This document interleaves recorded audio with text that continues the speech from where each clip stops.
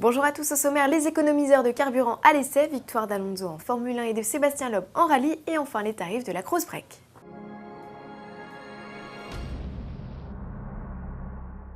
Toutes les solutions sont bonnes à prendre pour réduire sa consommation de carburant, surtout lorsque les vacances approchent. Faut-il pour autant se laisser tenter par les solutions miracles, type économiseur de carburant? C'est l'enquête Autoplus de la semaine. Notre labo a mis au banc d'essai 5 économiseurs, dont les prix varient de 9 à 395 €. Boîtier, aimant, additifs, tous ont été placés dans une voiture essence et un diesel. Objectif démontrer leur efficacité, ou plutôt leur inefficacité.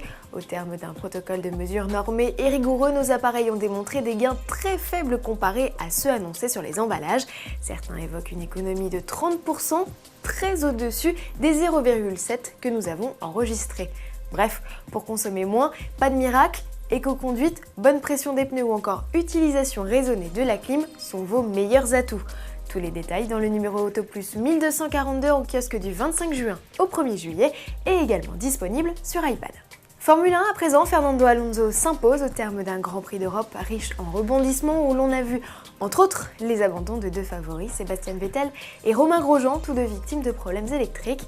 Kimi Raikkonen prend la deuxième place après avoir doublé Lewis Hamilton en difficulté. Le Britannique s'est fait harponner à quelques tours de l'arrivée, terminant sa course dans le mur. Une sortie de piste qui a profité à Michael Schumacher, le septuple champion du monde. Troisième, signe son premier podium depuis son retour en Formule 1 en 2010. Alonso, très ému, s'empare de la tête du championnat. Il est le premier à signer un doublé en 8 Grands Prix. Prochaine étape, le 8 juillet à Silverstone en Grande-Bretagne. En WRC, Sébastien Loeb et Daniel Elena signent une nouvelle victoire. Le duo franco-monégasque s'impose en Nouvelle-Zélande. Un succès qui met du baume au cœur au pilote alsacien. Ça fait du bien de repartir de Nouvelle-Zélande avec une victoire. C'est un rallye que j'ai déjà gagné, mais qui ne m'a pas toujours souri, qui n'est pas facile, où il faut être à bloc tout le temps. Et donc c'est ce qu'on a réussi à faire ce week-end. Donc en plus un doublé, c'est magnifique. Mikko Hirvonen est deuxième, c'est le troisième doublé consécutif pour le team Citroën qui s'envole au championnat du monde devant Ford. Au classement, Loeb conserve l'ascendant sur Hirvonen. Prochain rendez-vous en Finlande début août. On termine avec les tarifs de la Cruze SW, troisième membre de la famille après les berlines 4 et 5 portes. Le ticket d'entrée est fixé à 17 800 € avec la version LS+, 1,6 litre 124 chevaux doté de la climatisation et du système Bluetooth. Le 1,7 litre diesel 131 chevaux démarre à 19 800 €. Le modèle 140 chevaux essence est facturé 22 900 € et est associé au niveau LTZ, troisième finition sur 4. Il ajoute une clim auto, une caméra de recul ainsi que des phares et essuie-glaces automatiques.